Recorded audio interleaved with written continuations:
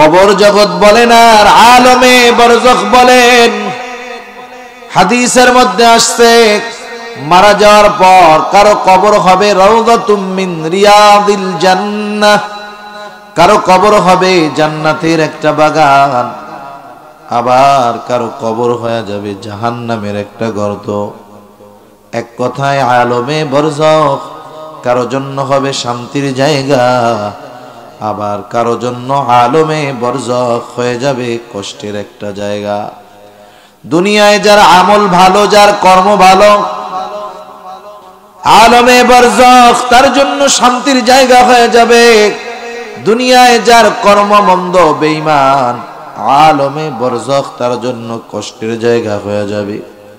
এক কথায় আমাদের প্রত্যেককে আলমে বরজখে অবস্থান করা লাগবেই লাগবে।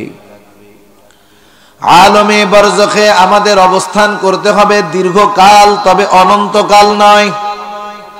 আল্লাহ তাআলা কোরআনুল কারীমের মধ্যে জানায় দেন আলমে বরজখের অবস্থান শেষ হবে ইসরাফিল আলাইহিস সালামের সিংহায় ফুৎকারের মাধ্যমে।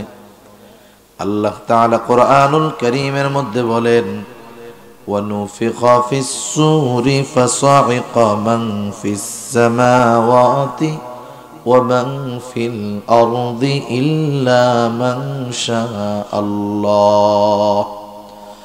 সুম্মা নুফিখা ফীহি উখরা ফাইযা হুম কিয়ামুন ইয়ানদুরুন। আল্লাহ তাআলা বলেন সিংহায় ফুৎকার দেওয়া হবে প্রথমবার। আল্লাহ তাআলা যেগুলো চান সেগুলো ছাড়া আসমান জমিনের মাঝে যা কিছু আছে সব কিছু অজ্ঞান হয়ে যাবে। প্রথমবার সিংহায় ফুৎকারের পরে অজ্ঞান হবে। মুফাসসিরিন একরাম বলেন প্রথমে অজ্ঞান হবে, এরপরে তাদের মৃত্যু ঘটবে। তার মানে প্রথমবার সিংহায় ফুৎকারের পর পৃথিবীর সব মানুষ যারা বেঁচে থাকবে সব ইন্তেকাল করবে। তার মানে তারাও আলমে বরজখের বাসিন্দা হয়ে যাবে। আল্লাহ তাআলা এরপরে জানায় দেন আরেকটা সিংহায় ফুৎকার দেওয়া হবে। প্রথমবার সিংহায় ফুৎকারের কত সময় পর দ্বিতীয়বার সিংহায় ফুৎকার দেওয়া হবে হাদিসের মধ্যে আসছে, তবে নির্দিষ্ট কোনো সময়ের উল্লেখ পাওয়া যায় না। হযরত আবু হুরায়রা রাদিয়াল্লাহু তাআলা আনহু থেকে বর্ণিত, তিনি বলেন প্রথমবার সিংহায় ফুৎকারের 40 পর দ্বিতীয়বার সিংহায় ফুৎকার দেওয়া হবে। জিজ্ঞাসা করা হলো, ও আবু হুরায়রা 40 দিন পর? বললেন না। 40 সপ্তাহ পর না, 40 মাস পর না, 40 বছর পর না, কত পর? তার মানে আলমে বরজখে তথা প্রথমবার সিংহায় ফুৎকারের পর দ্বিতীয়বার সিংহায় ফুৎকার কত সময় পর দেওয়া হবে এর হিসাব নির্দিষ্ট সময় যিনি জানেন তিনি কে?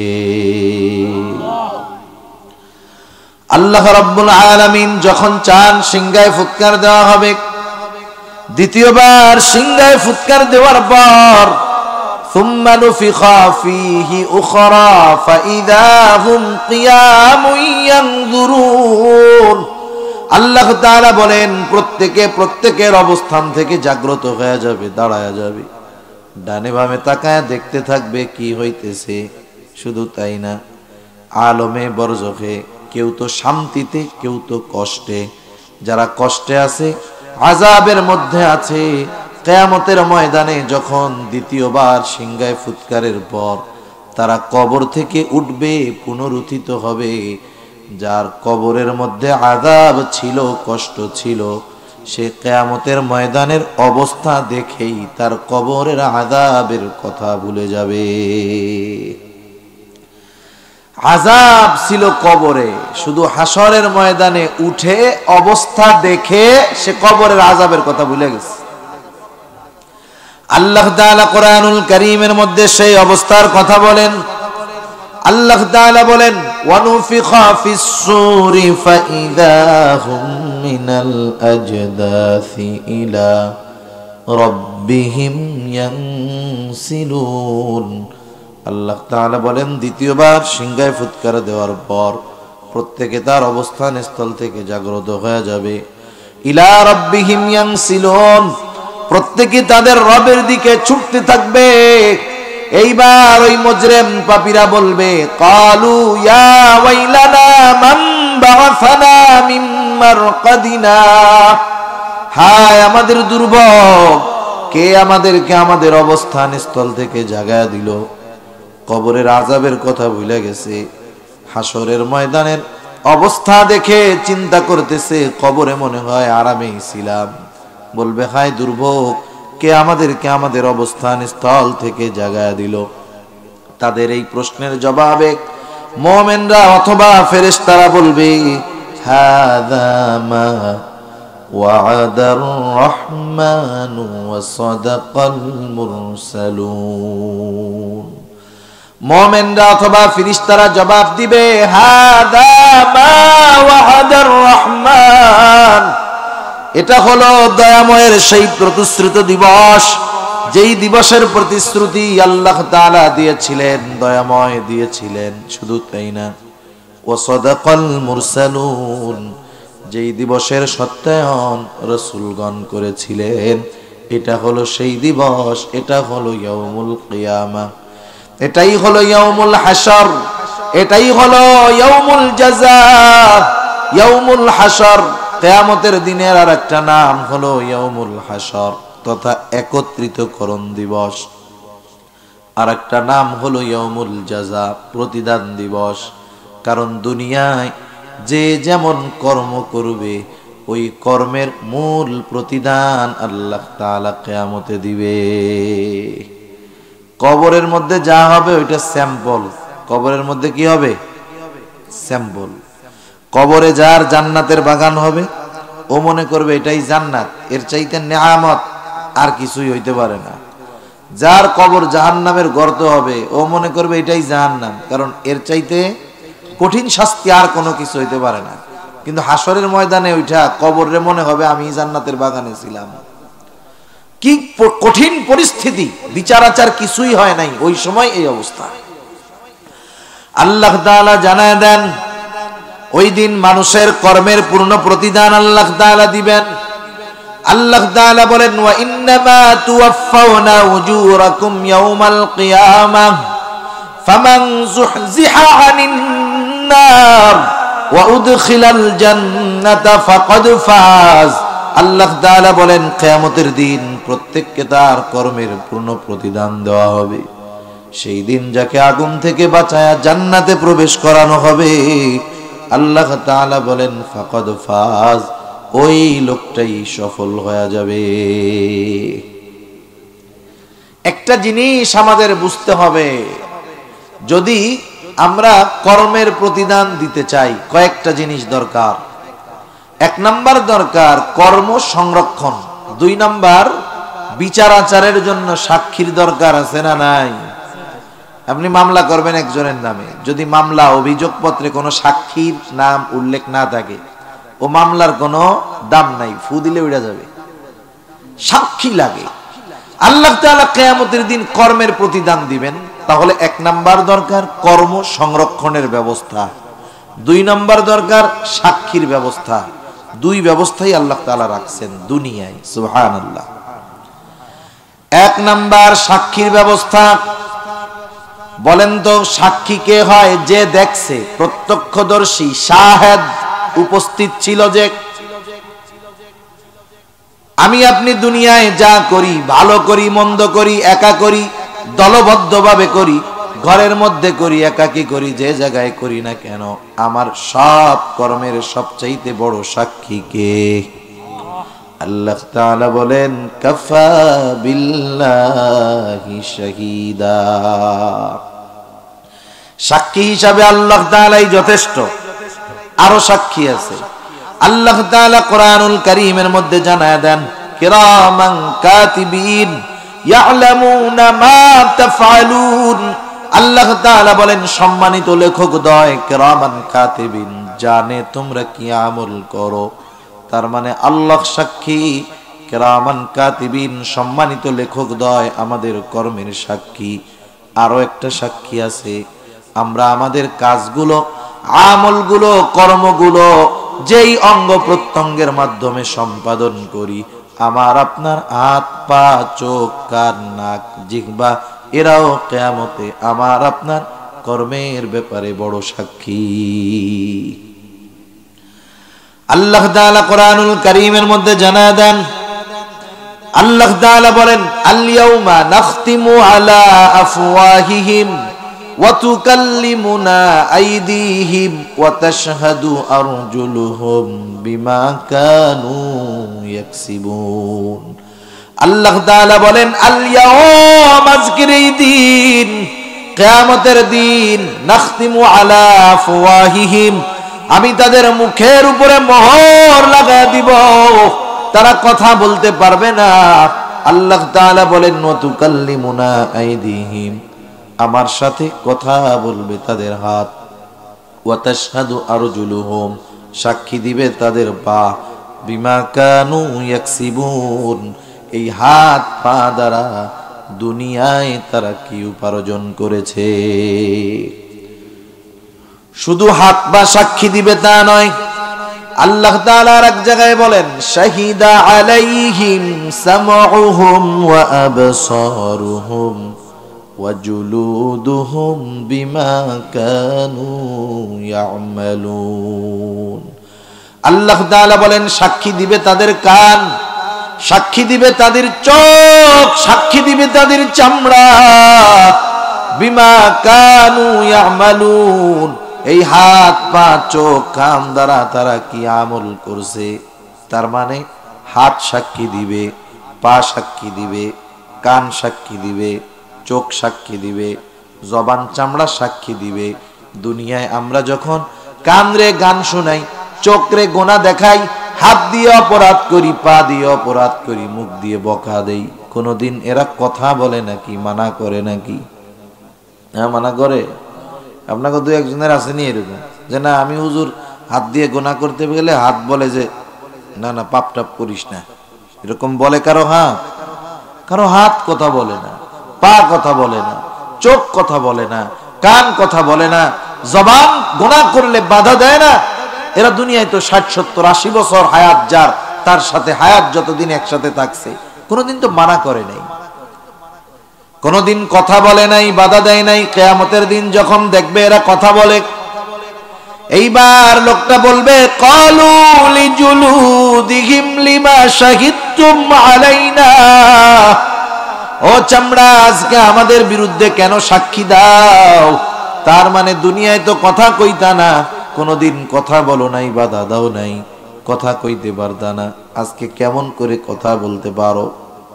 এইবার অঙ্গ প্রত্যঙ্গ গুলো জবাব দিবে, ক্বালু আনতাকানাল্লাহ, আজকে আমাদের কথা বলার ক্ষমতা যিনি দিয়েছেন তিনি কে? সেজন্য কর্ম বা কোনো বিষয়ের শাস্তি প্রদানের জন্য সাক্ষী বড় জরুরি বিষয়। আল্লাহ তাআলা সবচাইতে বড় সাক্ষী, ফেরেশতারা সাক্ষী, আমার আপনার অঙ্গ প্রত্যঙ্গ সাক্ষী। আর সাক্ষীর দরকার আছে নাকি? তাইলে জীবনে চলতে ফিরতে এতটুকু কথা চিন্তা করে আমাদের চলতে হবে, আল্লাহ শাস্তি দেওয়ার জন্য দুনিয়ার কারো সাক্ষ্য লাগবে না, সাক্ষ্য যারা দিবে তারা সব সময় সাথে আছে। এইটুক চিন্তা করলে আর গুনাহ করা লাগবে না। আপনি যদি চিন্তা করেন মোবাইল টিপতেছি, যে আঙ্গুলরে দিয়ে আমি মোবাইলে সুইচ টিপ দিব, এই আঙ্গুল আমার বিপক্ষে সাক্ষী। চিন্তা করছেন? এ কি আমার কথা না আল্লাহর কথা? আরে জোরে বলেন, কার কথা? আল্লাহর কথা। তাহলে আল্লাহ তাআলা আমাদের কর্ম সংরক্ষণেরও ব্যবস্থা করেছেন, সাক্ষী আছে। দুনিয়ার সাক্ষীদেরকে কিছু টাকা পয়সা দিলে হুজুরদের বিরুদ্ধে মিথ্যা সাক্ষী দিয়ে আসে, আছে না নাই? কিন্তু বলেন তো, এদেরকে ঘুষ-টুস দিয়া কিয়ামতের দিন মিথ্যা সাক্ষী দেওয়ানো যাবে নাকি? সব সলিড সাক্ষী। যেহেতু সাক্ষীর ব্যবস্থা আছে, আল্লাহ তাআলা কর্ম সংরক্ষণের ব্যবস্থাও করে রাখছেন। আল্লাহ তাআলা জানায়া দেন, আমাদের প্রত্যেকের কাঁধের দুই ফেরেশতা কিরামান কাতিবিন সম্মানিত লেখক দ্বয়, ওরা আমাদের কর্মের শুধু সাক্ষী তা নয়, আমাদের কর্মের লেখক। ডান কাঁধের জন আমাদের ভালো কর্মগুলো লিখে রাখে, বাম কাঁধের জন মন্দ কর্মগুলো লিখে রাখে। শুধু তাই না, আরো একজন ফেরেশতা আছে, আল্লাহ তাআলা তার ব্যাপারে বলেন, মা ইয়ালফিযু মিন কওলিন ইল্লা লাদাইহি রাকীবুন আতীদ। সদা তৎপর একজন ফেরেশতা আমাদের সাথে আছে। তার কাজ কি? তার কাজ হলো মা ইয়ালফিযু মিন কওল, মানুষ জবান দিয়ে যা নিক্ষেপ করে তথা যেই কথাগুলো বলে, ওই ফেরেশতার সাথে সাথে কথাগুলোকে রেকর্ড করে রাখে।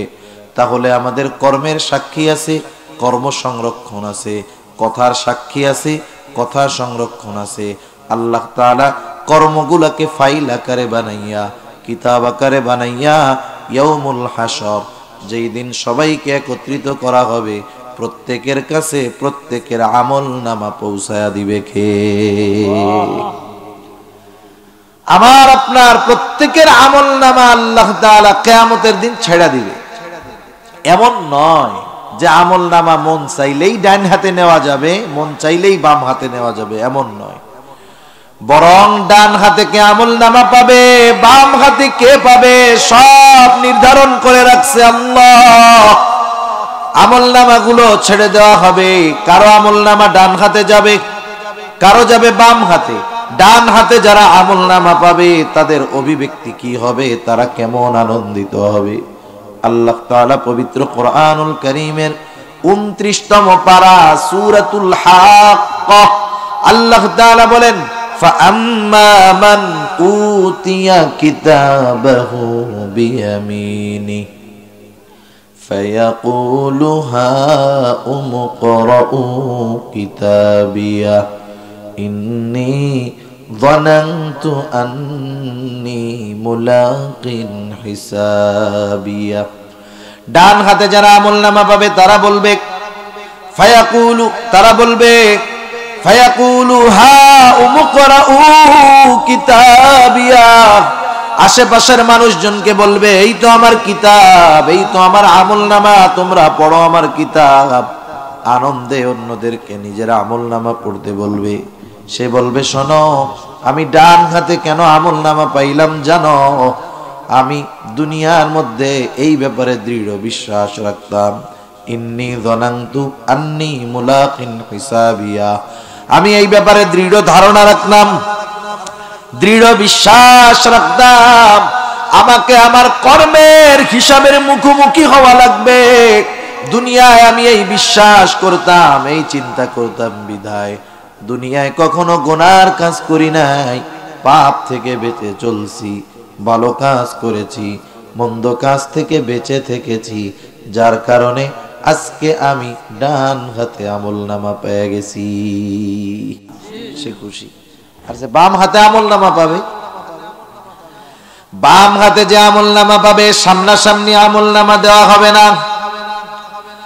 হাতটাকে বুক চিরে পেছন দিকে নেওয়া হবে, বাম হাতে আমলনামা দেওয়া হবে। তার বক্তব্য কি? আল্লাহ তাআলা বলেন, ওয়া আম্মা মান উতিয়া কিতাবাহু বিশিমালি ফায়াকুলু ইয়া লাইতানি লাম উতা কিতাবিয়া।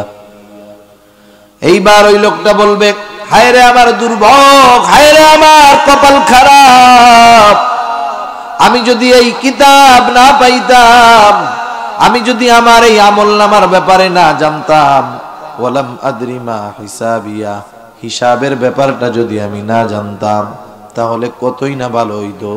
মোট কথা হলো, একদল ডান হাতে আমলনামা পাইল ডানপন্থী, বাম হাতে আমলনামা পেল বামপন্থী। ডান হাতে আমলনামা যারা পাইবে তাদের ঠিকানা হলো জান্নাত। আল্লাহ তাআলা সেই জন্যই বলেন, কুল্লু নাফসিন বিমা কাসাবাত রহিনা, প্রত্যেকে তার কর্মের নিকটে দায়বদ্ধ। প্রত্যেকে তার নিজের কর্মের নিকটে দায়বদ্ধ। এখানে উদ্দেশ্য হলো প্রত্যেকটা পাপী তার পাপের কারণে শাস্তির মধ্যে আটক থাকবে। ইল্লা আসহাবাল ইয়ামিন, পাপী যারা তাদের নিজেদের পাপের কারণে তারা জাহান্নামে আবদ্ধ থাকবে, তবে ডান হাতে যারা আমলনামা পাইছে তারা নয়। ইল্লা আসহাবাল ইয়ামিন, তারা তো ডান হাতি, এই জন্য তারা থাকবে জান্নাতে। এইবার জান্নাতীরা জান্নাতে যাবার পর দুনিয়ায় জান্নাতীদের সাথে যাদের পরিচয় ছিল, জান্নাতে গিয়া জান্নাতি তার পরিচিত সবাইকে খুঁজতে থাকবে। সবাই রেখে জান্নাতে পাবে? মুখ দিয়া কোন পাবে? পাবে না। কিয়ামতের ময়দানে জান্নাতে যাওয়ার আগ পর্যন্ত জান্নাতীও কাউরে চিনবে না। কিয়ামতের ময়দানে মানুষের অবস্থা কেমন হবে আল্লাহ তাআলার একটা চিত্র সূরা আবাসার মধ্যে তুলে ধরে বলেন, ইয়াউমা ইয়াফিরুল মারউ মিন আখিহি ওয়া উম্মিহি ওয়া আবিহি ওয়া সাহিবাতিহি ওয়া বানিহি লিকুল্লি ইমরিইম মিনহুম ইয়াউমা ইদিন শাআনুন ইউগনি। আল্লাহ তাআলা বলেন কিয়ামতের দিন ভাই ভাইয়ের থেকে পলায়ন করবে, ওয়া উম্মিহি ওয়া আবিহি, পিতামাতার থেকে পলায়ন করবে, ওয়া সাহিবাতিহি ওয়া বানিহি, স্ত্রী সন্তানদের থেকে পলায়ন করবে। প্রত্যেকটা মানুষ নিজের চিন্তায় বিভোর থাকবে। হায়রে এমন কঠিন মুসিবতের দিন, সবাই চিন্তিত থাকবে। আমার আপনার নবীজিও চিন্তিত থাকবেন, তবে নিজের কারণে নয়, উম্মতের জন্য।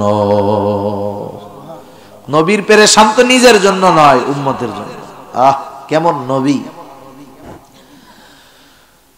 তাফসীরের মধ্যে আসছে কিয়ামতের দিন যখন এক লোকের নেকি আর গুনাহ ওজন দেওয়া হবে, দেখা যাবে সমান সমান 50-50।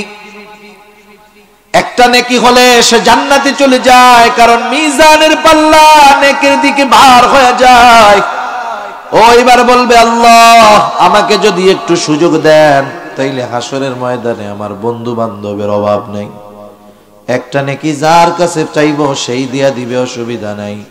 দুনিয়ায় যখন বিপদে পড়তাম, ওই লামাকাজি ব্রিজের কাছে বিপদে পড়ছি, বন্ধুকে ফোন দেওয়ার সাথে সাথে রাত 1টা নাই 2টা নাই, মোটর সাইকেল টান দিয়া চলে গেছে। ওই বন্ধু হাসরের ময়দানে আছে। একটা নেকি আমি পায়া যাব, আল্লাহ একটু সুযোগ দেন। আল্লাহ তাআলা বলবে যাও। এইবার লোকটা খুঁজতে থাকবে, বন্ধুদের কাছে গিয়া ফিরবে, বন্ধুরা তাকে চেনে, এই পরিচয়ও দিবে না। একে একে আত্মীয় স্বজন সবার কাছ থেকে ফিরবে, স্ত্রী সন্তানদের কাছেও পাবে না, বাবার কাছে যাবে, বাবার কাছেও পাবে না। সর্বশেষ চিন্তা করবে, দুনিয়ায় যখন সবার দরজা আমার জন্য বন্ধ, মায়ের দরজাটা খোলা থাকতো। আজকে এই কঠিন বিপদের সময় আমার মা হয়তো একটা নেকি দিয়ে আমারে সাহায্য করতে পারে। লোকটা এবার মায়ের কাছে যাবে, গিয়া আগে বলবে, ও মা, আমি তো আপনার সেই কলিজার টুকরা সন্তান, যাকে আপনি 10 মাস গর্ভে ধারণ করেছেন মা। শুধু তাই না, 2 বছর নিঃস্বার্থভাবে আপনি আমাকে দুধ পান করাইছেন। দুনিয়ায় আমার আনন্দ আপনার আনন্দের কারণ হতো, আমার কষ্ট আপনার কষ্টের কারণ হতো মা। আপনার ওই কলিজার টুকরা সন্তান একটা নেকির জন্য আজকে জান্নাতে যেতে পারে না। আপনি যদি একটা নেকি দেন, আপনার সন্তান জান্নাতের বাসিন্দা হয়ে যাবে মা। ওই মহিলা সোজা সাপটা জবাব দিবে, শোনো, দুনিয়ায় আমার বিবাহ হয়েছিল ঠিক, কিন্তু আমার কোনো সন্তান ছিল কিনা আমার মনে নাই। এটা হাসরের ময়দানের একটা চিত্র। ওই লোকটাই যদি জান্নাতে যেতে পারে, আর কোনো চিন্তা থাকবে না, পেরেশান থাকবে না, কারণ জান্নাতে কোনো চিন্তা নাই, সালাম আর সালাম, শান্তি আর শান্তি। যেই লোকটা কিয়ামতের ময়দানে কাউরে চিনবে না, ওই লোকটা কিয়ামতের ময়দান থেকে জান্নাতের বাসিন্দা হলে দুনিয়ায় তার সাথে যাদের অল্প সময়ের পরিচয় ছিল, তাদেরকেও সে খুঁজতে থাকবে। খুঁজা খুঁজা তো সবাই রে পাবে না। তাফসীরে ইবনে কাসীরের মধ্যে আসছে আল্লাহ রাব্বুল আলামিন জান্নাতি আর জাহান্নামীদের মধ্যে দেখা এবং কথাবার্তার ব্যবস্থা আল্লাহ করে দিবে। দেখাও হবে, কথাও হবে। তাফসীরে ইবনে কাসীরের মধ্যে আসছে জান্নাতি যখন দেখবে জাহান্নামের মধ্যে তার বন্ধু শাস্তি ভোগ করতেছে, এই দৃশ্যটা দেখবার পর জান্নাতি আল্লাহর দরবারে তার নেয়ামতের শুকরিয়া আর কৃতজ্ঞতা বাড়ায় দিবে। নেয়ামতের শুকরিয়া বেশি বেশি আদায় করবে, তার কৃতজ্ঞতার মাত্রাটা বেড়ে যাবে। জান্নাতি বলবে, আল্লাহ, দুনিয়ার মধ্যে তো একসাথেই আমরা ছিলাম, আপনি যদি আমার প্রতি দয়া না করতেন, মায়া না করতেন, আল্লাহ, আমিও হয়তো আজকে ওর সাথে জাহান্নামের বাসিন্দা আমার হওয়া লাগতো। এইবার জাহান্নামী দেখবে জান্নাতীরে, দেখবে যে হায় রে, আমি তো কঠিন শাস্তির মধ্যে আছি, কিন্তু আমার বন্ধু একসাথে দুনিয়াতে চলতাম, একই সাথে পড়তাম, একই স্কুলেই পড়তাম, একই মাঠেই খেলাধুলা করতাম, আজকে আমার বন্ধু জান্নাতি, আমি হলাম জাহান্নামী। আফসোস হবে, আফসোস। দুনিয়া আছে না, একসাথে বন্ধু বান্ধব চলাফেরা করে, ঘোরাফেরা করে, একই স্কুলে পড়ে, দুই বন্ধুর মধ্যে তফাৎ বেশি না, একসাথে খেলাধুলা করে, নামাজের সময় হয়েছে, এক বন্ধু বলে ভাই চলো আমরা নামাজ পড়ে আসি, আরগুলা কি কয়, আরে তুই যা, আমরা যা মনে পড়ে। ও 5 মিনিটে আসরের নামাজ পড়ে আইসা আবার খেলাধুলা করে। আছে না নাই? কিছু বন্ধু আছে, আমরা একটা অনুষ্ঠান করব গান টানের, ও বলে যে ভাই তোমাদের সাথে আছি ঠিক আছে, কিন্তু এই কাজে আমি নাই, দিনই কাজ করো, ভালো কাজ করো, গরিব দুঃখীর পাশে দাঁড়াও, ওয়াজ মাহফিল দাও, সমাজের উপকার করো, আসি, এগুলোর মধ্যে নাই। এই যে খারাপগুলা থেকে বন্ধু বাইচা থাকতো কিন্তু একসাথে। হায় হায়, ওই যে জাহান্নামীর তখন আফসোস হবে ওই সময়ের জন্য, বলবে আহ, ওই সময়টাও যদি আমি আমার বন্ধুর সাথে থাকতাম, মসজিদে যাইতাম, ভালো কাজ থেকে ফিরতাম, তাইলে আজকে আর আমাকে জাহান্নামের শাস্তি ভোগ করা লাগতো না। এই যে আফসোস, এই আফসোসের কারণে তার কষ্টের মাত্রা বাড়বে। আফসোসের কারণে কষ্টের মাত্রা কেমনে বাড়ে? আপনাকে পাশে তো সুরমা নদী, মাছ টাছ মারতে গেছেন কখনো? গেছেন না?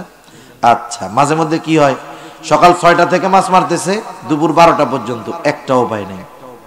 একজন মাছ মারতে গেছে 6 ঘন্টা, বিশেষ করে তো পানির মধ্যে 6 ঘন্টা থাকা কঠিন ব্যাপার, মাছ পায় নাই 6 ঘন্টা, কষ্ট হয়েছে না অনেক?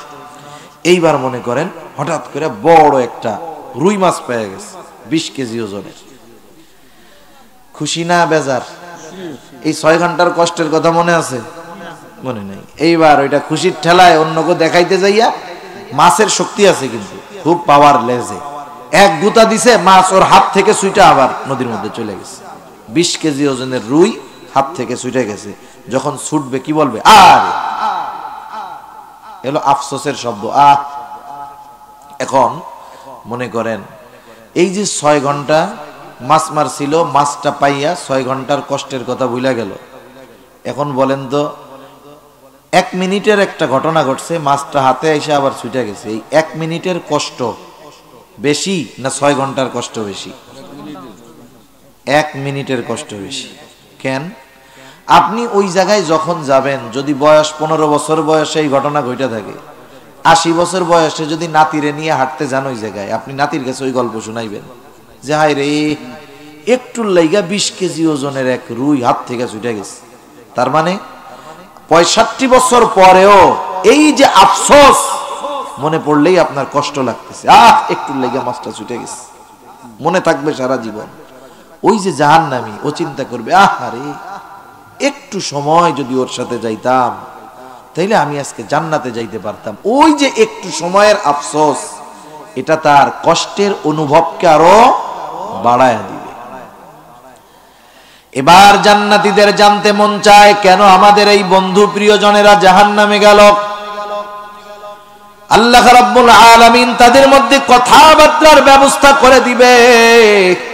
ফি জান্নাতি ইয়াতাসাআলুনা আনিল মুজরিমিন মা সালাকাকুম ফি সাকর।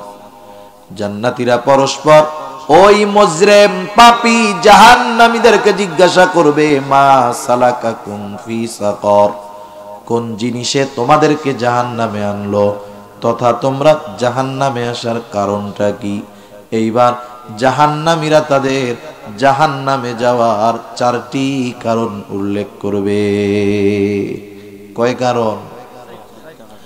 এই সূরার এই আয়াতগুলার আলোকে জাহান্নামীরা জাহান্নামে যাওয়ার 4টি কারণ আল্লাহ জানায় দিয়েছেন। প্রথম বিষয় হলো, যেই কারণে জাহান্নামীরা জাহান্নামে যাবে, বলেন তো ওইগুলো যদি আমাদের মধ্যে থাকে আমরা রাখবো নাকি বাইর করে ফেলবো? একটু চিন্তা করে দেখেন, আমাদের কারো হাতে যদি কোনো রোগ হয়, মনে করেন হঠাৎ করে হাতে একটা ঘা হইছে, সারেই না, 2, 4, 6, 8 মাস 10 মাস যায় না, ডাক্তারের কাছে গেলেন, ডাক্তার বলল এখানে ইনফেকশন হয়ে জীবাণু হয়ে গেছে, ক্যান্সারের জীবাণু। এখন যদি চান বেঁচে থাকতে, সুস্থ থাকতে, তাইলে আঙ্গুল কেটে ফেলতে হবে। কি করবেন? রেখে দিবেন না কেটে ফেলবেন? আঙ্গুলের মায়া করবেন?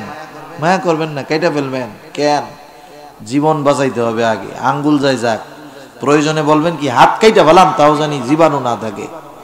আপনি জীবন বাঁচানোর জন্য এই হাত কত দামি, যার নাই তারে জিজ্ঞাসা করেন। একটা আঙ্গুল কত কাজে লাগে, আছে এখন টের পাওয়া যায় না। অনেকের আঙ্গুল টাঙ্গুল ভাঙ্গা ব্যথা পাইয়া ফুইলা এরকম বান্ধা থাকে না, মাঝে মধ্যে ওরে জিজ্ঞাসা করেন, তোর তো আঙ্গুলটা আছে একটু অসুস্থ, ব্যান্ডেজ লাগানো, এই হাত দিয়ে কাম কাজ করতে পারোস? খাইতে পারবেন না, কিছু করা যাবে না। প্রত্যেকটা অর্গানের দাম অনেক, অঙ্গ প্রত্যঙ্গের দাম অনেক। তা আপনি জীবন বাঁচানোর জন্য এই আঙ্গুল কাটতে দ্বিধাবোধ করবেন না, কোনো চিন্তা ভাবনা আপনি করবেন না, বরং গুরুত্ব সহকারে আপনি বলবেন আর একটু বেশি করে ধরেন, যাতে করে কোনো সংশয় না থাকে। তাহলে যেসব কারণে জাহান্নামে যেতে হবে, জাহান্নামে যাওয়ার জন্য ওই জাহান্নামে যাওয়ার কারণগুলো যদি থাকে, বর্জন করা যাবে না ইনশাআল্লাহ। আল্লাহ তৌফিক দান করুক, সকলে বলি আমিন।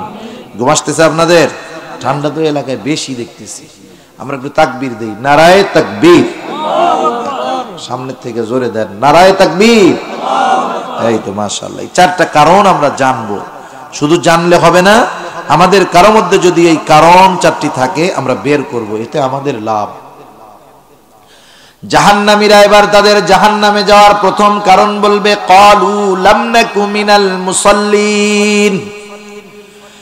জাহান্নামীরা 1 নম্বরে বলবে, আমরা মুসল্লি ছিলাম না। মুসল্লি কাকে কয়? সপ্তাহে একদিনই মসজিদ হাজিরা দিলে সে কি মুসল্লি নাকি? মুসল্লি তো আসলে সে যার অন্তর সর্বদা মসজিদের সাথে থাকে। আর যার অন্তর মসজিদের সাথে থাকে তার জন্য তো আরো খোঁজ খবরই নবী জানায় দেয়। নবীজি এক হাদিসের মধ্যে বলেন, কিয়ামতের দিন সূর্যটা একেবারে মানুষের নিকটে থাকবে। এখন সূর্য পৃথিবী থেকে দূরে হলো 9,30,00,000 মাইল দূরে। পৃথিবীর কেন্দ্র থেকে সূর্যের দূরত্ব হলো 9,30,00,000 মাইল। এই পৃথিবী চাইতে 17-13 লক্ষ গুণ বড় হলো সূর্য। বিজ্ঞান বলে সূর্যের শীতল দিকটা পৃথিবীবাসীর দিকে আলো দেয়। ওই আলোটা যখন দুনিয়ার মধ্যে আসে সরাসরি আসে না। সূর্যের আলোটা যদি দুনিয়ার মধ্যে সরাসরি আসতো তাহলে মানুষের গা গুলো ঝলসে যেত, হাত পা পুইড়া শেষ হয়ে যেত। এমনি কৃষক যারা জমিনে কাজ করে দেখবেন তাদের এই সব জায়গায় কালো হয়ে যায়। সুন্দর মানুষ হইলেও রৌদ্রের কারণে কালো হয়ে যায়, রোদের মধ্যে থাকে। সূর্যের আলো দুনিয়ায় আসার আগে আল্লাহ তাআলা বায়বীয় স্তরের মধ্যে ছাকনি রাখছেন। ছাকনি আল্লাহ তাআলা কুদরতের ছাকনি দিছেন। ওই ছাকনি উপরে যখন সূর্যের আলো পড়ে, ওই সূর্যের আলোর যত ক্ষতিকারক জিনিসগুলো আছে থেকে যায়। উপকারী জিনিসটা দুনিয়ায় যখন আসে সূর্যের আলো তখন ভিটামিন ডি হয়ে যায়। সুবহানাল্লাহ। এখন বলেন, এখন তো শীতের সময় রৌদ্রের আলো খুব মজা লাগে, কিন্তু গরমের সময় পুরা গ্রীষ্মকালে সূর্য যখন পুরো দীপ্তভাবে আলো দেয়, খালি গায়ে বাইরে আসলে কেমন লাগে? গা পুড়ে যায় না? আরব দেশে কি হয়, আমাদের অনেকের আত্মীয় স্বজন আছে মিডল ইস্টে প্রবাসে কাজ করে, কতজন ভিডিও ছাড়ে মাঝে মধ্যে। একজন দেখলাম একদিন গরমে দেখাইতেছে যে কি পরিমাণ কষ্ট করে তারা কাজ করে।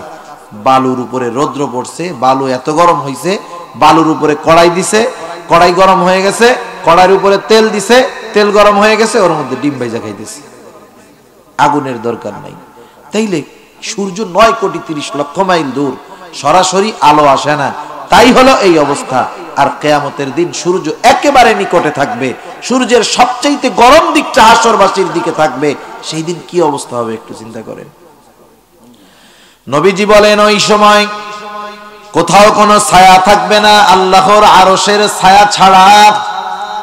নবীজি বলেন আল্লাহর আরশে 7 শ্রেণীর মানুষ স্থান পাবে, তার মধ্যে এক শ্রেণীর মানুষ হলো রাজুলুন কলবুহু মুআল্লাকুন বিল মসজিদ। ওই ব্যক্তি আরশের ছায়া স্থান পাবে যার অন্তর সর্বদা মসজিদের সাথে থাকতো। একটু কষ্ট করে জবান খুলে জবাব দিবেন, যার অন্তর মসজিদের সাথে সম্পৃক্ত, নামাজের সময় যখন হবে ওই লোকটা কি বসে থাকতে পারবে কিনা? পারবে না। ও নামাজে চলে যাবে, শত ব্যস্ততা ওর থাক, ওর ব্যবসা, ওর বাণিজ্য, ওর কৃষিকাজ, ওর মাছ ধরা, সিএনজি চালানো, কোনো কিছু ওকে ঠেকাতে পারবে না, ও চলে যাবে মসজিদ। এটা অরিজিনাল মুসল্লি। অরিজিনাল মুসল্লি হলে লাভ। আমরা মনে করি যে মানুষ মনে করে, অনেক মানুষ এরকম যে আল্লাহ তাআলার বিধিবিধান মানলে, হুকুম আহকাম মানলে শুধু মনে হয় আখিরাতের লাভ, দুনিয়ার কোনো লাভ নাই। যারা এটা ভাবে তারা বড় ভুলের মধ্যে আছে। বাস্তবতা হলো যে কেউ যদি শরীয়তের বিধিবিধান, হুকুম আহকাম পরিপূর্ণভাবে অনুসরণ করে, তার দুনিয়ায়ও লাভ, আখিরাতেও লাভ। দুনিয়ার লাভ আগে। এখন আসেন, প্রত্যেকটা ইবাদতের দুনিয়ার লাভ আমি আল্লাহর রহমতে আস্তে আস্তে অল্প বলতে পারবো, কিন্তু লম্বা সময় নয়। শুধুমাত্র নামাজ পড়লে দুনিয়ার লাভ কি? আল্লাহ তাআলা কোরআনুল কারীমের মধ্যে বলেন দুনিয়ার লাভ কি আগে আমাকে বুঝতে হবে। আরেকটা জিনিস আমাকে বুঝতে হবে। আপনাদেরকে একটা জিনিস জিজ্ঞাসা করি, আপনাদের কার কেমন ধারণা আমি জানি না, বলেন তো দুনিয়ায় যারা নামাজ পড়ে না, বেনামাজি, তাদের নামাজ না পড়ার কারণ কি? কি মনে হয় আপনাদের? কোন কারণে পড়ে না? হ্যাঁ, শুধু অলসতা নয়, অলসতাও একটা কারণ, কিন্তু মূল কারণ হলো সম্পদ উপার্জন, জীবিকা উপার্জনের জন্য নামাজ পড়ে না। দোকানদার দোকানদারি করে, নামাজ পড়ে না। ব্যবসায়ী করে, নামাজ পড়ে না। কেন? সে তার কর্মটাকে প্রাধান্য দেয়, নামাজ পড়ে না। সিএনজিওয়ালা নামাজ পড়ে না। কেন? এই কাজকে প্রাধান্য দেয়। কৃষি কাজ করে, নামাজ পড়ে না, কাজকে প্রাধান্য দেয়। এক কথায় দুনিয়ার বড় একটা অংশ নামাজ না পড়ার অন্যতম কারণ হলো তার কাজ, তার কর্ম, তার পেশা, তার চাকরি, তার ব্যবসা। এখন এই কাজ, কর্ম, পেশা, চাকরি, ব্যবসা এগুলো কেন করে?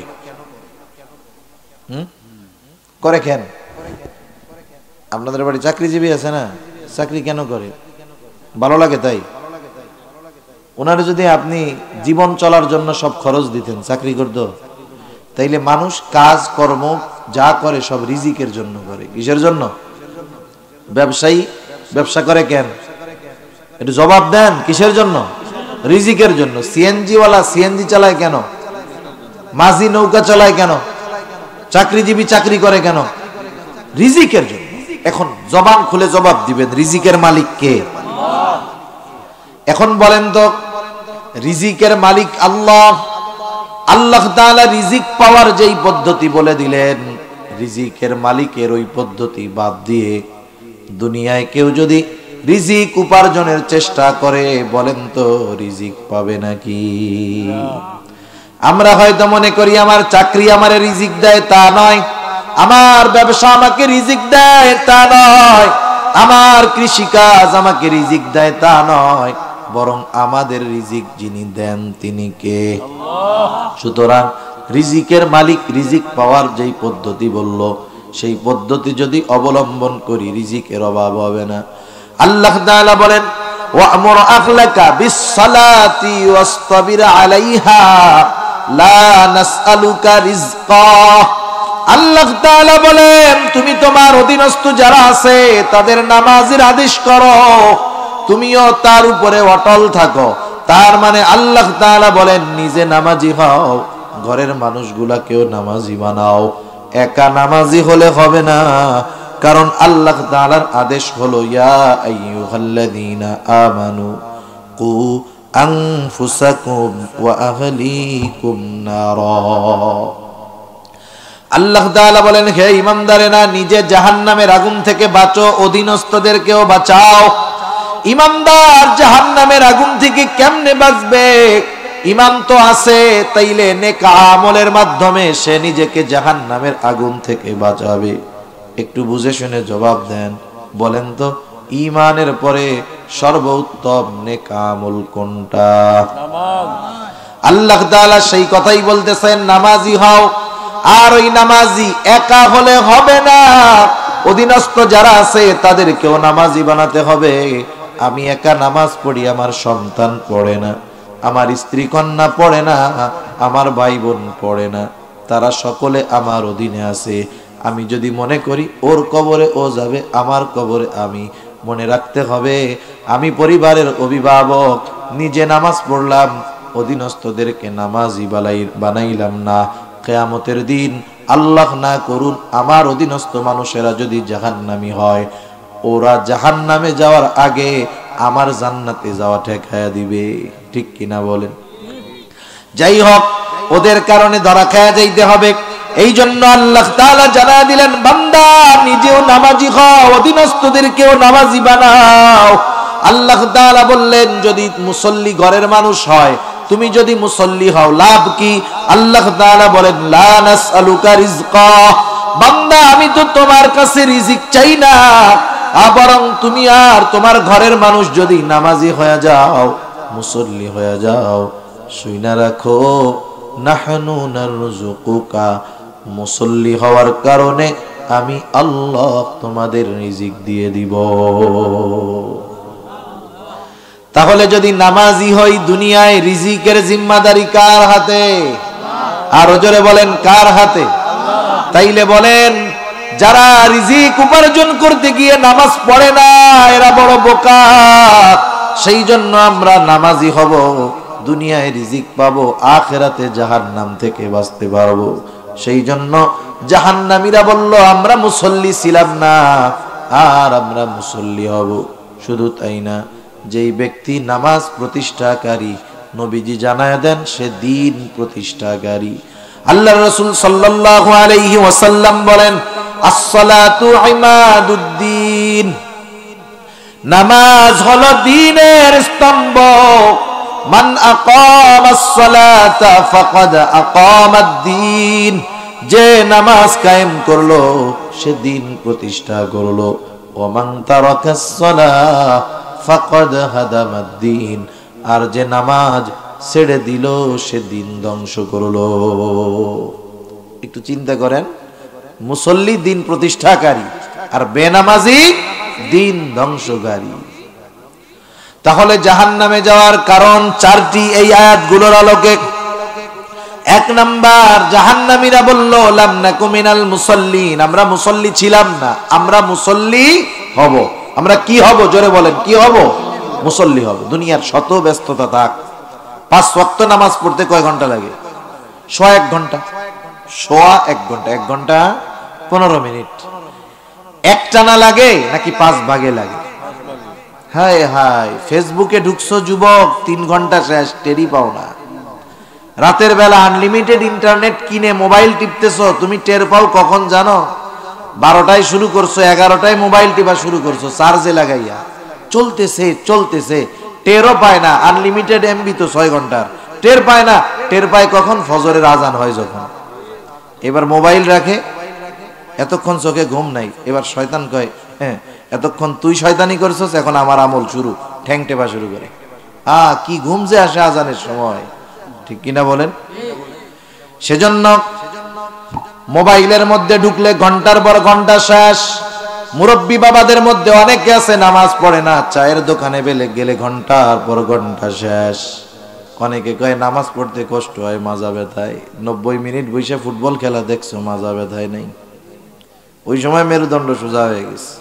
হায় হায়, আজকে রুকু করার সুযোগ আছে, সিজদা করার সুযোগ আছে, করতেছি না। একদিন করতে মন চাইবে কিন্তু করতে পারবো না। সেজন্য অনুরোধ, 1.5 ঘন্টা সময় 5 ভাগে লাগে, মাত্র 5 ভাগে 1 ঘন্টা সময়, এতটুকু যদি আমরা মসজিদে না যাইতে পারি, কেমন করে অনন্তকালের জান্নাতে যাব? কারণ নবীজি জানায় দিয়েছেন নামাজ হলো বেহেশতের চাবি। সেজন্য আমাদের নিজের থেকে নিজে ওয়াদা করব। হাত উসাইয়া ওয়াদা করায় কোনো লাভ নেই, নিজের থেকে নিজে পরিবর্তন না হই। কারণ এইখানে কথা শোনার পরে আবেগ একরকম থাকে, এখান থেকে রাস্তায় গেলে আর এক রকম হয়। এজন্য নিজের বিবেকের কাছে নিজে প্রশ্ন করব যে হায় হায়, জান্নাতে তো যাইতে চাই, কিন্তু জান্নাতে যাওয়ার যেই কাজ সেটা যদি একটু না করি, দৈনিক 100 ঘন্টা 5 ভাগে যদি মসজিদে একটু সময় না দেই, তাহলে জান্নাতে কেমনে যাব? নিজের কাছে নিজে প্রশ্ন ছুড়বেন, রাতে শুয়ে একা একা চিন্তা করবেন। আশা করি জীবনে পরিবর্তন হবে। তা যাই হোক, আমরা মুসল্লি হব, জাহান্নামীরা মুসল্লি ছিল না। 2 নাম্বার, জাহান্নামীরা বলবে ওয়ালাম নাকুনু তুআইমুল মিসকিন, আমরা মিসকিনদেরকে খানা দিতাম না। খানা খাওয়ানো সাধারণভাবে ফজিলতের কাজ। নবীজি সাল্লাল্লাহু আলাইহি ওয়াসাল্লামের কাছে একজন আসলো, এসে প্রশ্ন করতেছে, ইয়া রাসূলুল্লাহ আইয়ুল ইসলামি খাইর, ইসলামের মধ্যে সর্বোত্তম কাজ কোনটা? নবীজি বললেন তুতঈমুত তাআম ওয়া তাকরাউস সালাম আলা মান আরাফতা ওয়া মান লাম তারিফ, তুমি মানুষকে খানা খাওয়াও আর পরিচিত অপরিচিত সবাইকে বেশি বেশি সালাম দাও। নবীজি প্রথমে বললেন খানা খাওয়াও, কোনো স্তর বিন্যাস নবীজি করেন নাই, এমনটা বলেন নাই মিসকিনরে খাওয়াও, গরিবরে খাওয়াও, ক্ষুধার্তরে খাওয়াও, অসহায়রে খাওয়াও, এমনটা বলেন নাই। বরং নবীজি বললেন খানা খাওয়াও, ধনী হোক গরিব হোক, পরিচিত হোক অপরিচিত হোক, সচ্ছল হোক অসচ্ছল হোক, দেশি হোক বিদেশি হোক, মুমিন হোক অথবা কাফের হোক, যদি আল্লাহর সন্তুষ্টির জন্য কেউ খানা খাওয়ায়, বলেন তো এই খানা খাওয়ানোর দ্বারা লাভ আছে না নাই? খানা খাওয়াবো আল্লাহর জন্য। বিবাহে দাওয়াত দিছেন আত্মীয় স্বজনরে, খানা খাওয়াবেন না? কার জন্য? গিফট দিলে নেন তো নাকি? নেয় না? গিফট দেয় না? টেবিল নিয়ে খাওয়ানোর পরে বইয়া থাকে না? এগুলো কি? এ খানা খাওয়ানোর মধ্যে কোনো ফজিলত নাই। এ খানা খাওয়ানোর মধ্যে কোনো ফজিলত নাই। খানা খাওয়াইতে হবে কার জন্য? এই তো, সেজন্য বিবাহের কার্ডে লেখা দিবেন যে কোনো উপহার সামগ্রী নেওয়া। এখন যারা চিন্তা করতেছে তো এক কঠিন সিস্টেম, দাওয়াত দেই এক কার্ডে, আইসা 10 জন খাইয়া যায়, টাকা দেয় 1000, ব্যবসায় লস। নতুন বুদ্ধি করছে, এখন কার্ডের মধ্যে কি লেখে অনেক জায়গায় জানেন? Only for 1 person. Only for মানে এক কার্ডে কয়জনের জন্য? এখন সিলেট চট্টগ্রাম এই জায়গা তো কমিউনিটি সেন্টারে বিবাহ হয় বেশি, কার্ড জমা দেয় আর ভিতরে ঢুকে। একটা কার্ড দিলে একজন ঢুকতে পারে, আর গেটে পরিচিত পাবলিক রাখে না। চেহারা চিনে ফেললে সমস্যা, তো লজ্জার বিষয় না? অপরিচিত একটারে রাখে, যে চিনে না কে, কার্ড দিছেন ঢুকেন, কার্ড নাই দাঁড়ান, শেষ। এখন মিয়া এক কার্ডে একজন ঢুকলো, এখন খাইয়া দাইয়া টাকা না দিয়ে যাবে কোথায়? লজ্জায় পড়ে হইলেও তো 2-4-5 হাজার দেওয়া লাগে নাকি? এই যে যে দাওয়াতের সিস্টেম, কোনো লাভ নাই। এটা দাওয়াতি না, এটার আরেক নাম হইল ডিজিটাল পদ্ধতিতে ডাকাতি। কি বলেন না? ডাকাতি। ডাকাতি। একটু চিন্তা করে দেখেন, সাহাবায়ে কেরাম খানা খাওয়াইছেন কার জন্য? আল্লাহর জন্য। তারা খানা খাওয়াইছেন আল্লাহর জন্য। আল্লাহ তাআলার এত পছন্দ হইছে যে তাদের কথা আল্লাহ তাআলা কোরআনুল কারীমের মধ্যে বলে দিয়েছেন। তারা কি বলে মানুষরে খানা খাওয়াইয়া? তারা খানা খাওয়া বলে ইন্নামা নুতঈমুকুম লিওয়াজহিল্লাহ লা নুরিদু মিনকুম জাযাআও ওয়ালা শুকুরা।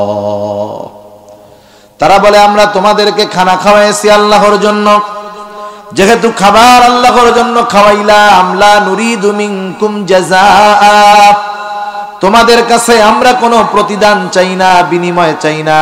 প্রতিদান বিনিময় বহুদূর। ওয়ালা শুকুরা, তোমরা খানা খেয়ে আমাদের প্রশংসা করো, কৃতজ্ঞতা প্রকাশ করো, এটাও চাই না। বরং খানা যেহেতু আল্লাহর জন্য খাওয়াইছি, এই প্রতিদান যার কাছে চাই তিনি কে? সেজন্য আমরা মানুষের উপকার করব, দান সদকা করব, খাওয়াবো, কোনো সময় এ কথা বলবো না যে দোয়া করেন। অনেকে আছে না, বুঝে না আর কি, দিয়া দান সদকা করলো, 20টা টাকা দিয়ে বললো আমার লাই দোয়া কইরো। আমি দোয়া চাবো না, কারণ ওর কাছে চাইলে তো প্রতিদান চাইয়া বসলাম। আমি দিলাম, আল্লাহর কাছে বলবো আল্লাহ এটা দিলাম, এর প্রতিদান আপনি দিয়েন। তাহলে খানা খাওয়ানো সাধারণভাবে ফজিলতের কাজ, যদি আল্লাহর জন্য খাওয়ানো হয়। এখন যদি খাবার মিসকিন অসহায়কে খাওয়ানো হয়, লাভ কি? 1 নাম্বার, মিসকিন খানা খাওয়ানো, মিসকিনদের খাবার খাওয়ানো, এটা হলো মুমিনের কাজ। আর মিসকিনদের খানা না দেওয়া, এটা হলো কাফেরদের কাজ। আপনাদের হয়তো সবার কম বেশি মুখস্থ আছে সূরা মাউন। মুরব্বীরা কয় আর আইতাল্লাদি সূরা, কয় না এরকম? কুল আল্লাহ সূরা এরকম কয়। সূরা মাউনের শুরুর 3 আয়াতে, প্রথম 3 আয়াতে আল্লাহ তাআলা কাফেরদের কয়েকটা দোষের কথা তুলে ধরছেন। এর মধ্যে আল্লাহ তাআলা একটা দোষের কথা বলেন, ওয়ালা ইয়াহুদ্দু আলা তাআমিল মিসকিন। কাফেররা মিসকিনদের কি দেয় না? আরে আপনারা কথা বুঝেন না, না শীতে ঠান্ডা হয়ে গেছেন গা। এমনি ওয়াজও ঠান্ডা, হুজুর পড়ছেও ঠান্ডা, ঠান্ডায় ঠান্ডায় আমরা শেষ। তা যাই হোক, কাফেররা মিসকিনদের কি দেয় না? কাফেররা যেহেতু দেয় না, মুমিনরা দিবে, এটা মুমিনদের কাজ মিসকিনদের খানা দেওয়া। এখন যদি মিসকিনদের খানা খাওয়াই, দুনিয়ার লাভ কি? পবিত্র কোরআনুল কারীমের সূরাতুল ফজর, এই সূরার মধ্যে আল্লাহ তাআলা মানুষের রিজিক সংকীর্ণতার 4টি কারণ আল্লাহ তাআলা বর্ণনা করেছেন। এর মধ্যে একটি কারণ হলো মানুষের রিজিক সংকীর্ণতা কেন আসে, এর একটি কারণ আল্লাহ তাআলা বলেন, ওয়ালা তাহাদ্দুনা আলা তুআমিল মিসকিন, যে তোমরা মিসকিনদেরকে খানা দিতে উৎসাহ দাও না, নিজে খানা দাও না, এটা না, কি বলছে? উৎসাহ দাও না। এখানে দ্বিতীয় গুণের কথা তুলে ধরা হয়েছে। মনে করেন যেই লোকটা মিসকিনদের খানা খাওয়ায়, সে কিন্তু আরেকজনকে উৎসাহ দেয়। মনে করেন একজন খানা খাওয়ায় না, মিসকিন দেখলে দূর দূর করে তাড়ায় দেয়, সে কি আরেকজনকে বলবে ভাই তুমি একটু মিসকিনকে খানা দাও? বলবে এটা? তার মানে এই গুণটা যে মিসকিনকে খানা দিতে বলে মানুষকে, এই গুণটা তার মধ্যেই আছে যে নিজে মিসকিনরে খানা খাওয়ায়, ঠিক কিনা? এখানে দ্বিতীয় গুণ উল্লেখ করার দ্বারা প্রথম গুণের উপস্থিতি পাওয়া যায়। কেমনে? আমি একটা উদাহরণ দিই, বুঝতে সহজ হবে। আগে গ্রামের মুরব্বীরা লেখাপড়া বলতে বুঝতে হলো ম্যাট্রিকার আইএ পাস। কি বলতো? ম্যাট্রিকার আইএ পাস। এখনো অনেক জায়গায় আছে, বলবেন যে অমুক কি কয়, ওরে বাবা বড় শিক্ষিত, ম্যাট্রিক পাস। কিন্তু এই জামানায় ম্যাট্রিক পাস কোন শিক্ষিত হইল? ধরার মধ্যে নাই, বাস্তবতাই এইটা। তো দেখেন ম্যাট্রিক পাস, এখন মুরব্বী তো ম্যাট্রিক আর আইএ চিনে, আইএ পাস করলে তো ওরে বাবা অমুক জায়গার কলেজে পড়ে, অনেক শিক্ষিত। তা ওই এলাকার একটা ছেলে মনে করেন গ্রাম থেকে গিয়ে বিসিএস ক্যাডার হয়েছে, বিসিএস পাইছে, ঢাকা ভার্সিটিতে অনার্স করছে, মাস্টার্স করছে। এখন সে বিসিএস পেয়ে সরকারি চাকরি করে, বাংলাদেশের সে সর্বোচ্চ শিক্ষিত, বাংলাদেশের এডুকেশনাল সিস্টেমে সে সর্বোচ্চ শিক্ষিত ব্যক্তি। বাহিরে গেলে সেটা ভিন্ন বিষয়, কিন্তু বাংলাদেশের সিস্টেমে যা আছে সে সর্বোচ্চ শিক্ষিত একজন ব্যক্তি। এখন ওই গ্রামে ছড়ায়া গেছে চমকের ছেলে বিসিএস পাস করছে। কি পাস করছে?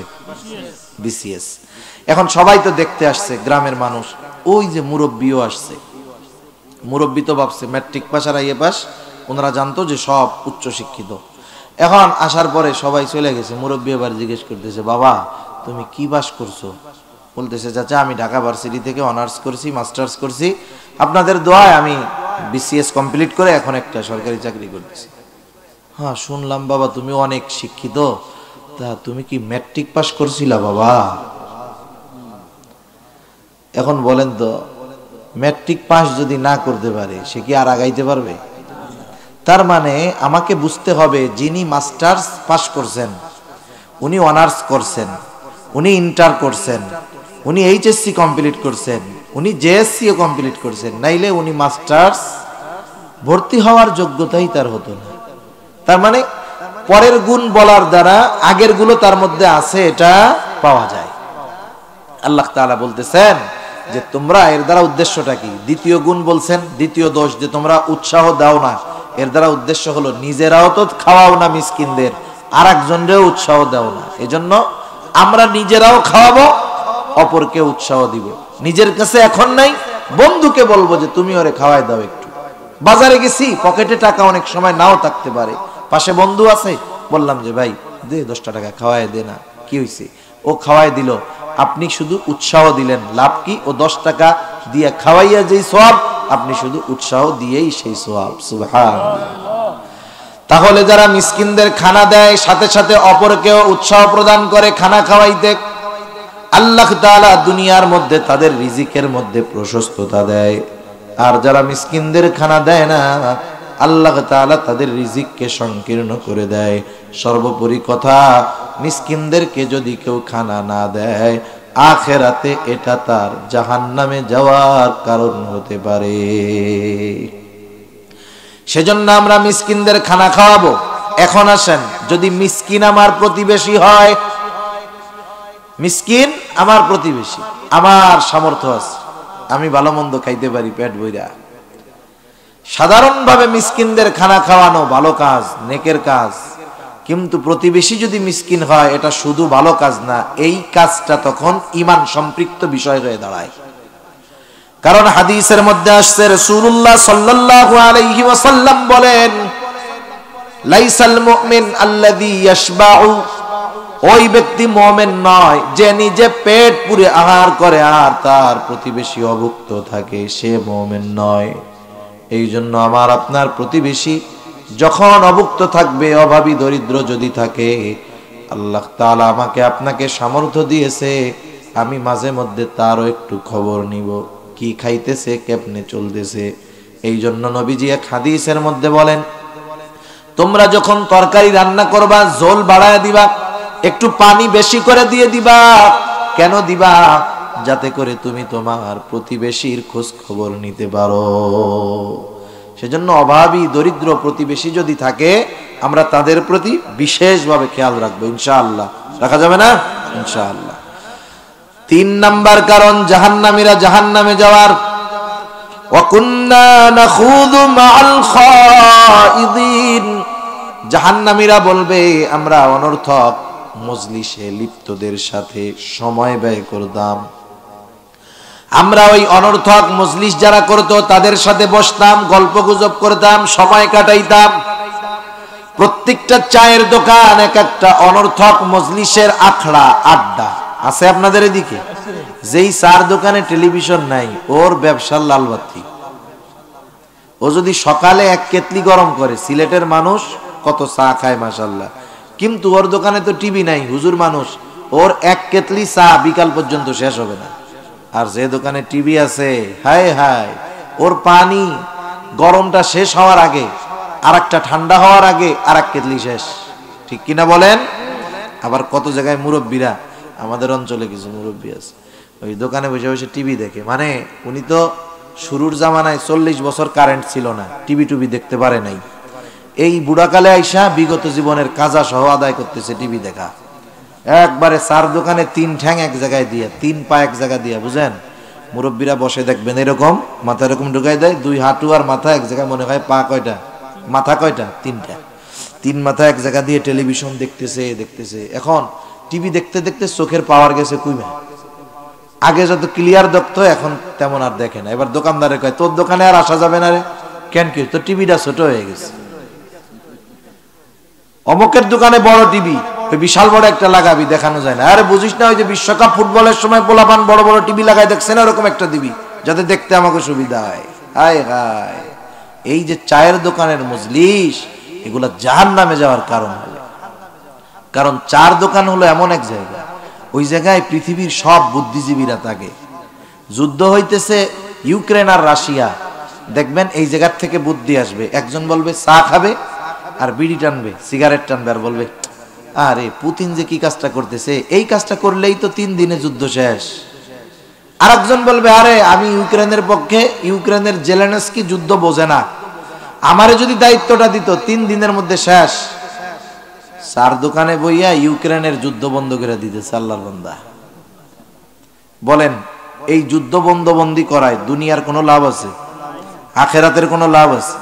এজন্য বুজুর্গানে দিন বলেন, তোমরা এমন কোন মজলিসে বসবা না যেখানে না দুনিয়ার উপকার আছে না পরকালের উপকার আছে।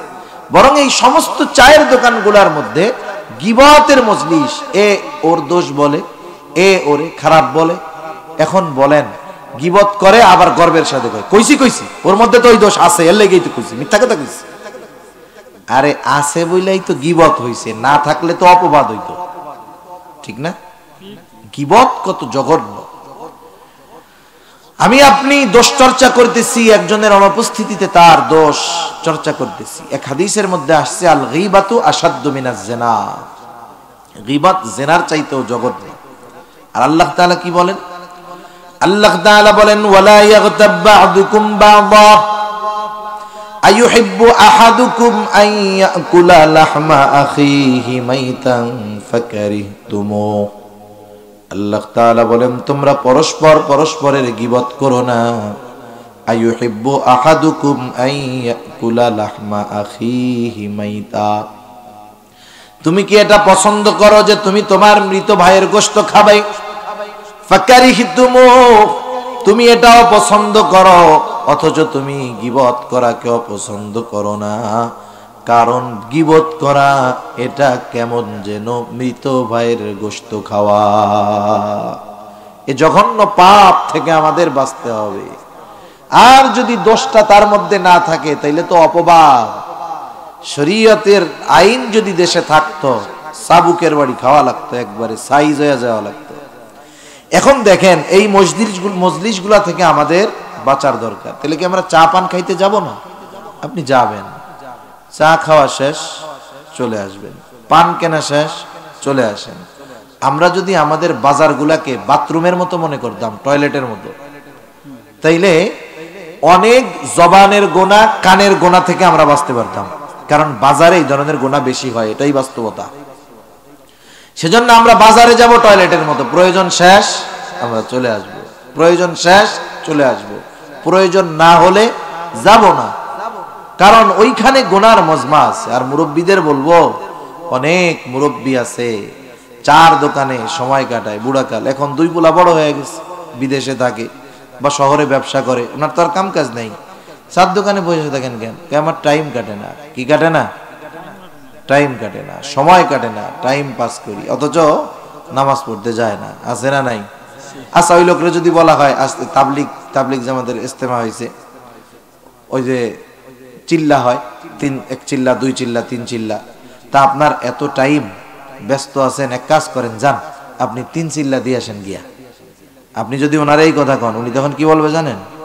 আরে মিয়া, আমার যে কি ব্যস্ততা, আমার ব্যস্ততার মতো ব্যস্ততা যদি শেখ হাসিনার হইতো, ওনারও মাথা খারাপ হয়ে যেত। একটু আগে চার দোকানে বসে থাকে কেন? টাইম কাটায়। এখন যেই আপনি ভালো কাজের কথা বলবেন, যে কোনো কাজের কথা বলবেন, দেখবেন ওনার মতো ব্যস্ত আর কেউ নাই।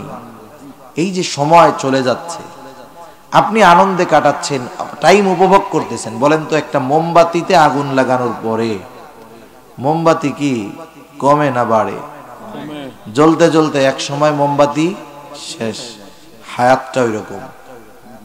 যখন রূহ আমার আপনার মধ্যে ঢুকায় দেওয়া হয়েছে, এই শুধু মাইনাস হইতেছে, মাইনাস হইতে এক সময় শেষ হয়ে যাবে, মালাকুল মউত চলে আসবে, মরণ হয়ে যাবে। এজন্য দুনিয়ার সবচাইতে বড় সুযোগ, অন্যতম নেয়ামত আমাদের সময়। নাগতানিমুল ফুরসাহ, এক হাদিসের মধ্যে আসছে, তোমরা অবসরকে গনিমত, নেয়ামত মনে করো। এখন অবসর, আপনি কোরআন পড়তে পারেন না, সারা জীবন ব্যস্ততায় একটা খতম দিতে পারেন নাই, আপনি একটা খতম কোরআন তিলাওয়াত করেন, সারা জীবন কি নামাজ পড়লাম না পড়লাম, সহি শুদ্ধ হইল কিনা, ইমাম সাহেবের কাছে গিয়ে বসেন, শুনেন, সময় দেন, তাহলে কি হবে? আপনার সময়গুলো কাজে লাগবে। আর যদি শিক্ষা নেওয়ার ইচ্ছা থাকে যে আমি ইমাম সাহেবের কাছ থেকে বেসিক দিনগুলো শিখবো, অনেক কিছুই তো জানি না, তাহলে আপনি তো তালিবুল ইলম হয়ে গেলেন। এই অবস্থায় যদি মালাকুল মউত চইলাও আসে, দিন শিখতে শিখতে মারা যাওয়া গেল, এর চাইতে সৌভাগ্যের আর কিছু হইতে পারে না। এজন্য আমরা অনর্থক মজলিসগুলা থেকে বাঁচবো। যুবক ভাই যারা আছি, আমরা অনর্থক মজলিসে সময় দিব না। ফেসবুকে যেই টাইমটা আমরা কাটাই, অনর্থক সময়গুলো আমরা কাটাই। আপনি কি মনে করেন, আপনি যার পোস্ট দেখার জন্য বসে থাকেন, কমেন্টস করেন একের পর এক, ওই সেলিব্রিটি আপনার কমেন্টসে লাইক দেওয়ার তো টাইম নেই আছে? যুবকরা বুঝবে। আপনি নিজে সেলিব্রিটি হন, আপনি চিন্তা করেন যে আমি একজন দ্বীনের প্রখ্যাত দায়ী হব, আমি আমার ফেসবুকটাকে দাওয়াতের কাজে ব্যবহার করব। আমি যখন একটা দ্বীনি অ্যাডভাইস মানুষকে দিব, একটা দ্বীনি কথা বলবো, লক্ষ লক্ষ মানুষ শুনবে, আমল করবে। আপনি সেই ব্যক্তি হন। আপনি কেন দিনভর খালি এরকম তসবিহ দানা টিবেন? ওই তসবিহ টিপা কাম হইব? আসল তসবিহ টিবেন, কাজ লাগবে। তাহলে জাহান্নামীরা তাদের জাহান্নামে যাওয়ার তৃতীয় কারণ, ওয়াকুন্না নাখুদু মাল খাইদিন, আমরা অনর্থক মজলিসে যারা লিপ্ত থাকতো তাদের সাথে সময় দিতাম। 4 নম্বর, ওয়াকুন্না নুকাযযিবু বিয়াউমিদ্দিন, আমরা কিয়ামতের দিবসকে অস্বীকার করতাম। কিয়ামতের দিবস যারা অস্বীকার করবে, নিঃসন্দেহে অনন্তকাল তারা জাহান্নামী। প্রথম 3টা ত্রুটি যদি তার মধ্যে থাকে, ঠিকমতো নামাজ পড়ে নাই, মিসকিনদের খানা দেয় নাই, অনর্থক মজলিসে বসছে, ঈমান নিয়ে যদি মরতে পারে, শাস্তি ভোগ করে একটা সময় হয়তো জান্নাতে যাবে। কিন্তু কিয়ামত যে অস্বীকার করবে, সে যে বেঈমান, কোনো সন্দেহ নাই। কারণ ঈমানের ভিত্তি হলো 6টা, হাদিসের মধ্যে আসছে।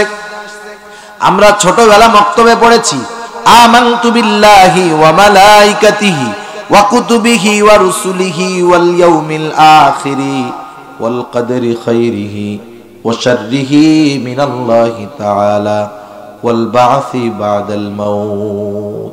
যারা মক্তবে গেছেন বা পড়ছেন জানেন তো এগুলো 7টা কালিমা। এখানে 5 নম্বরটা হলো ওয়াল ইয়াউমিল আখিরি, আর 7 নম্বরটা হলো ওয়াল বা'সি বা'দাল মাউত। এই 2টা হলো 2 in 1, একের মধ্যে 2, এই হিসাবে হয়ে গেল 6টা। হাদিসে এই আলোকে ঈমানের ভিত্তি এসেছে 6টা। ওয়াল ইয়াউমিল আখিরি, কোনটা? আখিরাত। এক কথায় মৃত্যু থেকে নিয়ে এরপরে যা আছে সব আখিরাতের অন্তর্ভুক্ত। কেউ যদি ওই মৃত্যুর পর থেকে নিয়ে কোনো একটা বিষয়কে অস্বীকার করে, আখিরাতের সাথে সম্পৃক্ত, তাহলে তার ঈমানের 12টা বেজে যাবে। সেজন্য আমরা আখিরাতের প্রতি দৃঢ় বিশ্বাস রাখবো। কারণ আখিরাতের প্রতি যার যত বিশ্বাস গাঢ়, দুনিয়ায় তার কর্ম তত ভালো। সে যদি চিন্তা করে একা একা যে আমার কর্মের হিসাব আল্লাহর কাছে দিতে হবে, আমার হাতটা কিয়ামতে আমার বিরুদ্ধে কথা বলবে রে, আমার এই চোখ দিয়ে দেখতেছি গান, নাটক, সিনেমা, এরা কিয়ামতের দিন আল্লাহর কাছে বইলা দিবে রে, এই ফিল, এই অনুভূতি, এই চিন্তা, আখিরাতের ভয় আমাদেরকে গুনার থেকে বাঁচাবে। ঠিক কিনা বলেন?